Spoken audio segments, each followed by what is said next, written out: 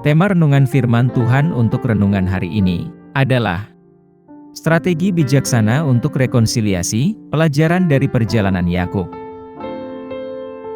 Ayat Alkitab yang kita baca sesuai bacaan Sabda Bina Umat GPIB hari ini adalah dari Kejadian 33 ayat 1 sampai ayat 4 yang berbunyi sebagai berikut.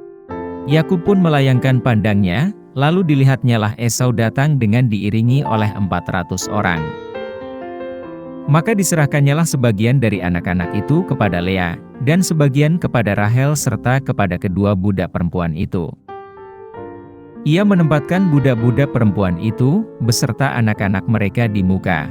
Lea beserta anak-anaknya di belakang mereka, dan Rahel beserta Yusuf di belakang sekali. Dan ia sendiri berjalan di depan mereka, dan ia sujud sampai ke tanah 7 kali, hingga ia sampai ke dekat kakaknya itu.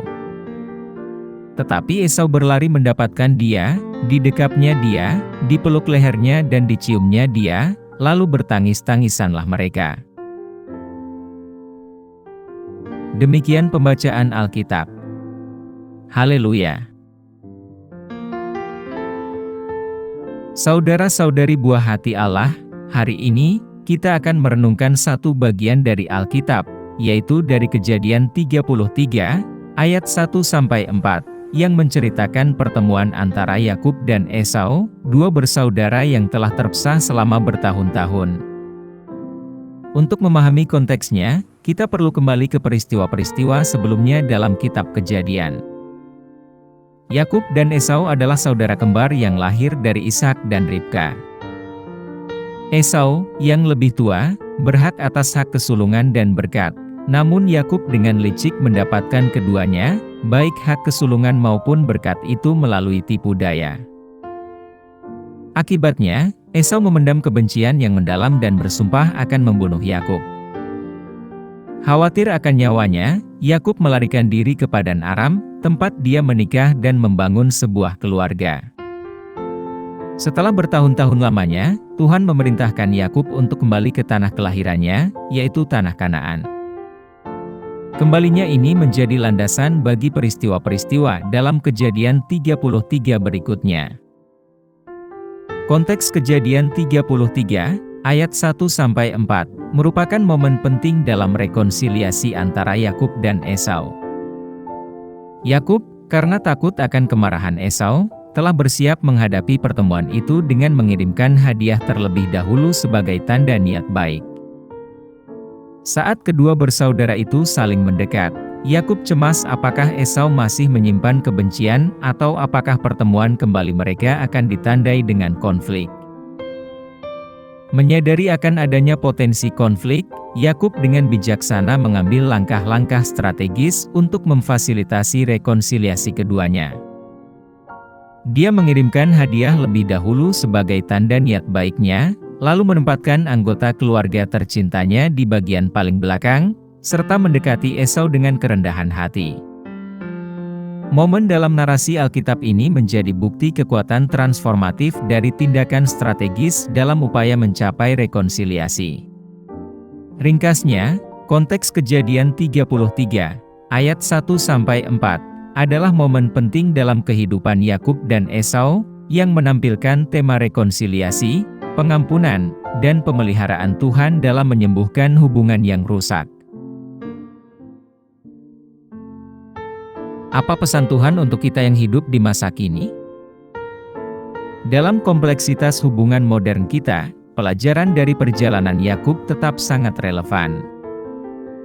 Pesan Tuhan kepada kita sangat jelas, rekonsiliasi memerlukan strategi yang disengaja dan bijaksana. Sama seperti Yakub mengirimkan hadiah untuk melembutkan hati Esau, kita dipanggil untuk menunjukkan niat baik yang nyata dalam hubungan kita dengan anggota keluarga dan juga dengan orang lain.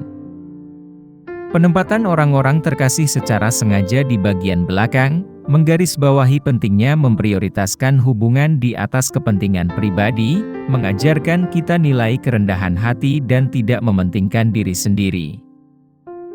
Saat ini, kita ditantang untuk mengatasi konflik dengan kebijaksanaan, menggunakan strategi yang mendorong perdamaian, cinta kasih, dan rekonsiliasi dalam keluarga dan komunitas kita. Saat kita melakukan yang terbaik, Tuhan akan menyempurnakannya dengan rekonsiliasi penuh damai. Apa yang harus kita terapkan dalam kehidupan kita sehari-hari? Saat kita merenungkan strategi Yakub, tanggapan kita hendaknya ditandai dengan kesadaran penuh dan kerendahan hati. Kita dipanggil untuk menilai hubungan kita sendiri dalam keluarga, mengakui akan adanya area ketegangan dan perselisihan. Strategi bijak Yakub menjadi cetak biru bagi kita dalam upaya mencapai rekonsiliasi. Sama seperti Yakub mengirimkan hadiah, kita harus mencari cara nyata untuk mengungkapkan niat baik kita. Dengan memprioritaskan hubungan di atas kepentingan pribadi, dan menghadapi konflik dengan kerendahan hati, kita menyelaraskan diri dengan kuasa transformatif rahmat Tuhan. Saat ini, marilah kita berkomitmen untuk menjadi pembawa perdamaian, secara aktif menerapkan strategi bijaksana untuk rekonsiliasi dalam keluarga, persahabatan, dan dalam komunitas kita. Mari kita berdoa.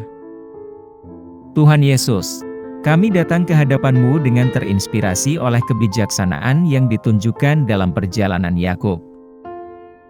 Berilah kami kearifan untuk menggunakan strategi bijak demi rekonsiliasi dalam hubungan kami. Semoga tindakan kami dibimbing oleh kasih, kerendahan hati, dan semangat kemurahan hati. Saat kami menghadapi konflik, semoga rahmat-Mu memberdayakan kami untuk memprioritaskan perdamaian dan pengertian. Kami pohonkan doa ini dalam nama Yesus Kristus, Tuhan dan Juru Selamat kami. Amin. Kiranya Tuhan menguatkan kita, dan kasih karunia Tuhan Yesus menyertai kita.